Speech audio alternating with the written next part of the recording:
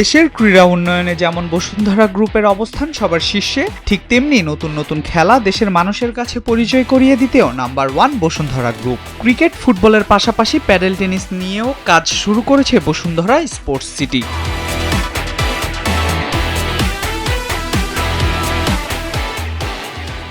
Bashundhara sports সিটির ব্যবস্থাপনায় বৃহস্পতিবার থেকে শুরু হয়েছে প্যাডেল টেনিস টুর্নামেন্ট, যেখানে 3 ক্যাটাগরিতে অংশ নিচ্ছে 20টি দল। এই টুর্নামেন্টের উদ্বোধনী অনুষ্ঠানে উপস্থিত ছিলেন বসুন্ধরা গ্রুপের ভাইস চেয়ারম্যান সাফওয়ান সোবহান ও টি স্পোর্টসের প্রধান নির্বাহী ইশতিয়াক সাদেক। টুর্নামেন্ট উদ্বোধন করেন তারকা ক্রিকেটার নুরুল হাসান সোহান।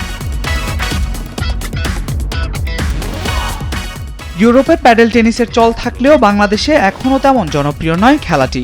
তবে বসুন্ধরা গ্রুপের হাত ধরে এগিয়ে যাবে প্যাডেল টেনিস, বিশ্বাস করেন টি স্পোর্টসের প্রধান নির্বাহী ইশতিয়াক সাদেক। বসুন্ধরা গ্রুপের মাননীয় চেয়ারম্যান সাহেবকে আমি অসংখ্য ধন্যবাদ জানাই যে উনি প্রথম দুবাইতে এই খেলা দেখে এসে কিন্তু বলেছিল এতগুলি প্যাডেল কোর্ট করার জন্য। আমরা দেখে তখন ভেবেছিলাম যে এতগুলি কোর্ট দিয়ে কী হবে, কিন্তু ওনার ভিশন যে এত সুদূর প্রসারী, সেটা খুব অবাক কাণ্ড যে এখন আমরা মাঝে মাঝে 8-10টা কোর্টে যখন খেলা হয় মনে হয় যে কয়েকদিন পরে এটা আরও বেশি কোর্ট দরকার হবে।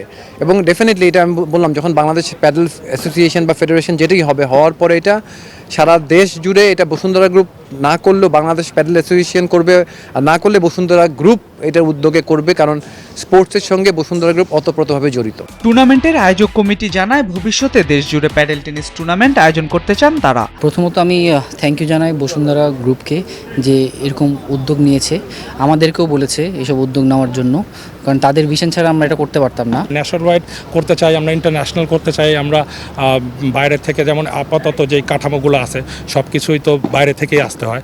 তো আমরা চাই যে আমাদের দেশের থেকে প্লেয়াররা বাইরে খেলতে যাক অ্যান্ড বাইরের থেকে প্লেয়াররা আসুক। এটা সব কিছু মিলে এটা it's just a baby step, and আমাদের আরও অনেক দূরের পথ দিতে হবে পারি, and we are firmly confident enough, ইনশাল্লাহ সব আমরা আগে যাব। আর বসুন্ধরা স্পোর্টস সিটির এমন আয়োজন দেখে অভিভূত তারকা ক্রিকেটার ও রংপুর রাইডার্সের অধিনায়ক নুরুল হাসান সোহান। আমিও হাতের সার্জারির জন্য ক্রিকেটের থেকে কিছুদিন বাইরে ছিলাম, সেই সময় রেগুলার প্যাডেল খেলেছি। আমার কাছেও টু বি অনেস্ট খুব ভালো লেগেছে, এবং আমার কাছে মনে হয় বাংলাদেশে ফার্স্ট এখানেই বসুন্ধরার ভিতরেই আপনার প্যাডেল এতগুলো কোর্ট আছে।